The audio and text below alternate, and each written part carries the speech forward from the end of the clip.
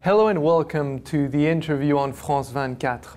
Our guest in Cairo today is a man who is very hard to get to say the least.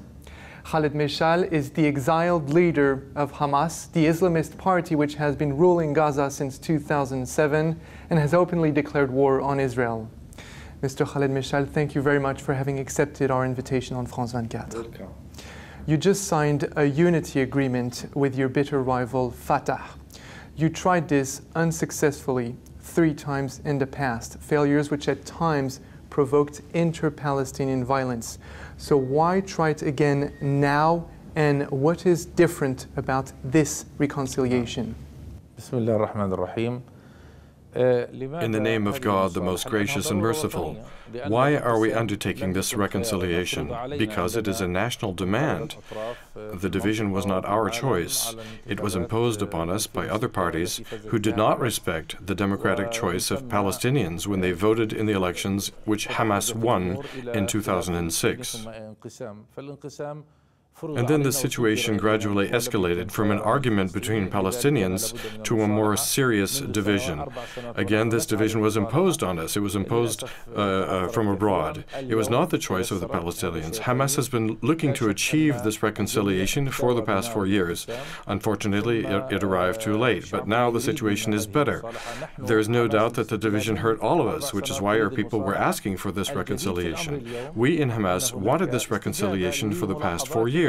What's new about today is that the Egyptians have accepted the changes we wanted to make in the document. When they answered our request positively, this reconciliation became possible. The opportunity to complete the reconciliation arose, and there is no doubt that this was one of the fruits of the Egyptian revolution. I hope that this time the reconciliation will succeed, and at last if both sides work together to make it happen.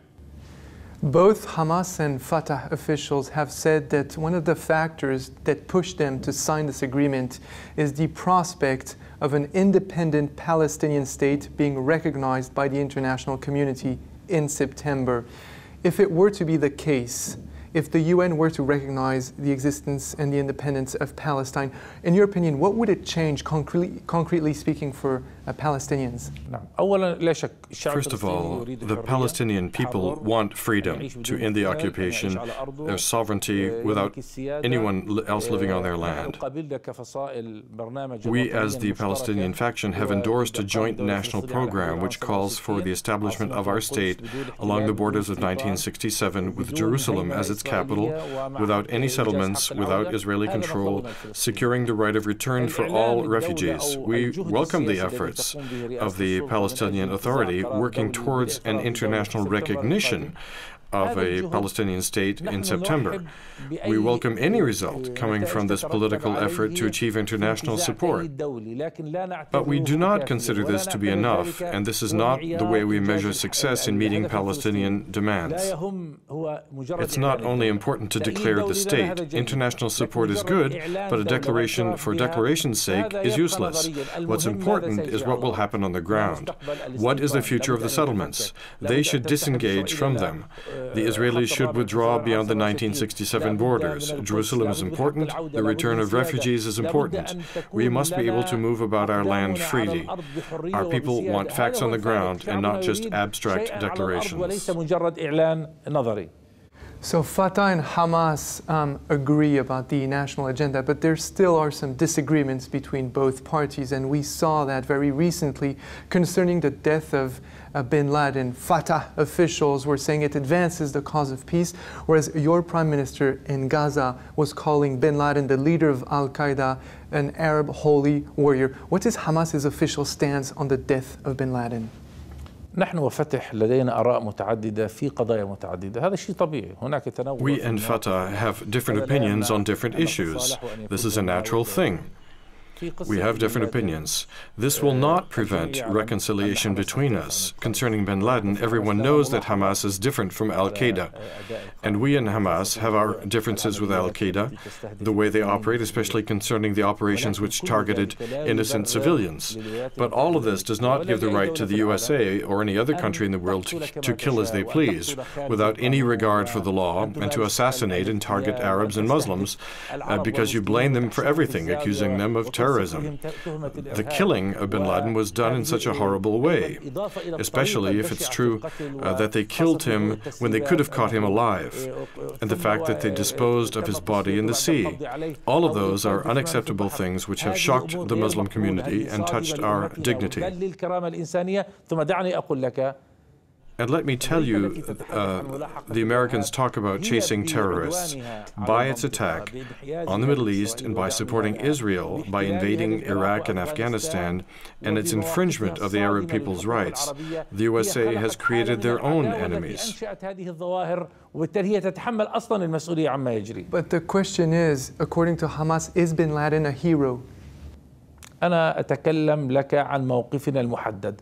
نحن I can talk to you specifically about our reaction. We are different from al-Qaeda, but the Americans or anyone else has no right to kill people using the very means that they supposedly condemn.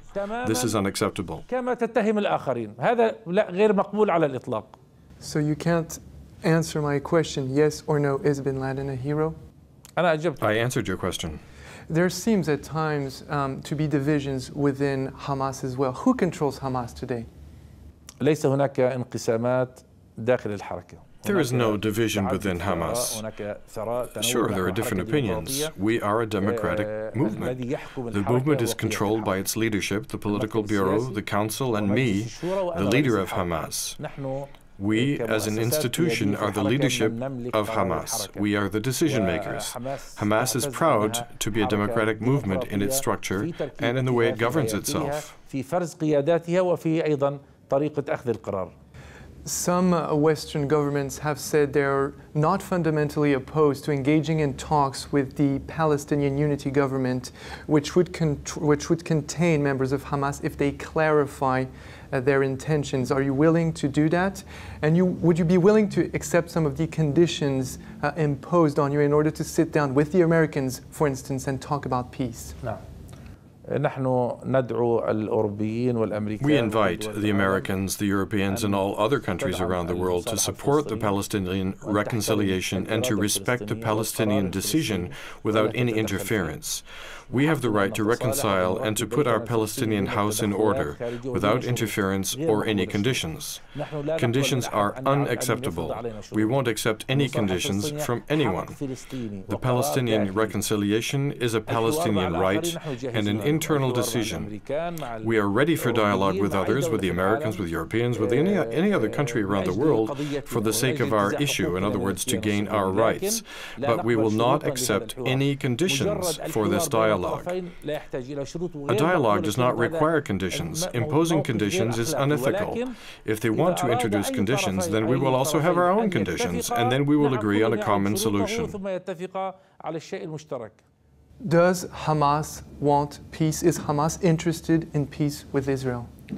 The Palestinian people and their leadership wish to achieve peace for themselves above all else. Our people are living under occupation. Half of our people are living outside of their own country, and the other half are living under occupation. Our people want freedom, independence, and to live in peace. Give the Palestinian people all of that, as well as the chance to determine their own fate, and then you can ask them their opinion about Israel. Let's talk about regional events. What's your interpretation of what is going on right now in the Arab world, from Tunisia to Egypt, Syria, where you reside? We are witnessing in this region a beautiful Arab Spring. The Arabic people aspire to freedom, democracy, dignity, development, and an improvement in their lot, the end to corruption, and a fight against dictatorship. These are all legitimate demands. We wish that our people get what they want in a peaceful manner without bloodshed, in the interest of all, including governments, regimes, leaders, and the people. This will make our nation stronger to face external forces and all outside conspiracies that target us. Were these events one of the factors that pushed you, that prompted you to sign a unity agreement with Fatah? If you are referring to what is currently happening in Syria, you are mistaken, because there was indeed a chance for this reconciliation to have happened last September in Damascus when our brothers in the Fatah movement could have agreed on the changes we wanted to make to the document. If they had agreed back then, like they just did now, it would have happened before the events. God willing, the situation in Syria and all Arab countries will turn out for the best, and stability will return in the interest of both the governments and the people. But regarding the new soul of the Arab world, especially after the successful Egyptian revolution, there is no doubt that it will affect our reconciliation positively. And what do you hope for in Syria? What would you like to see happening in Syria? For Syria, we want to see more stability, more prosperity. We want a stronger government. We want a government that responds to people's aspirations. More freedom, more democracy, in order to serve the interests and to reach a model between the regime and the people. An example to help strengthen the country against external aggressions. Is Hamas afraid of being subject to a similar fate, perhaps being toppled by frustrated Palestinians in Gaza? لا نخشى من ذلك لأن حماس قريبة من شعبها. We're not afraid of that because Hamas has earned its legitimacy through elections. The Hamas government is an elected government which stands by its people. We have always been at the service of our people. The real Palestinian anger must not be against one another, but rather it must be against the Israeli occupation because they are the enemy. Israel occupies our land, and now we are in the process of reconciliation. There were talks recently of Hamas planning on kidnapping more Israeli soldiers. Can you confirm that? And where do we stand in the negotiation, the exchange of hundreds of Palestinians for the kidnapped Israeli soldier Gilad Shalit? The negotiations are frozen. I blame Netanyahu for the failure in this negotiation. Netanyahu is responsible for delaying the release of Shalit and the suffering of thousands of Palestinian prisoners in Israeli jails. We hope that negotiations will start again and be successful this time. I hope that Netanyahu will not force us into having to kidnap other Israeli soldiers. Will there be more kidnappings? First of all, these are not kidnappings. The correct word is imprisonment. And if the only way to release our prisoners is through the imprisonment of more Israeli soldiers, the Israeli authorities and Netanyahu will have to bear the consequences of not having released our Palestinian prisoners. Very last question. Are you planning on going to Gaza anytime soon?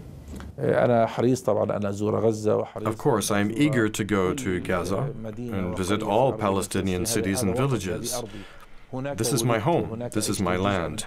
I was born there and I lived part of my life there. And this is my commitment. And it is the land of my fathers and forefathers. My place is there and not elsewhere. Mr. Khaled Meshal, thank you very much. That's all for today's interview. Stay tuned to France 24 for more news.